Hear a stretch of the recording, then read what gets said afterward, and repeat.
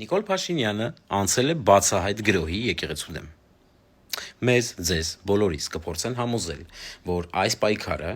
անձերի դեմ է, այլ ոչ թե եկեղեցու։ Կոնկրետ ամենայն հայոց կաթողիկոսի։ Ով է կաթողիկոսը։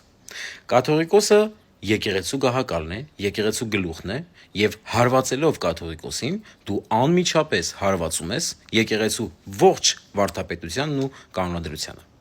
Իսկ հարվածելով եկեղեցու կանոնադրությանն ու վարդապետությանը, դու հարվածում ես անմիջապես եկեղեցուն։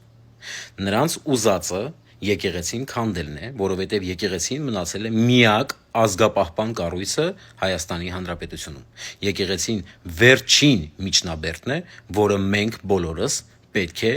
մենք մեզանով անմիջապես պաշտպանենք։ Եկեղեցու կողքին ենք, եկեղեցու կողքին պետք է լինեն բոլոր անխտիր, սկսած նախագահից մինչև վերջին աշխատող, բոլորը։ Ինչ կատարվեց Վրաստանում։ Վրաստանում էլ փորձեցին այս ամենը ներդնել, բայց չկպան եկեղեցուն։ Եվ նրանք խոստովանեցին, որ դա հենց իրենց սխալն էր։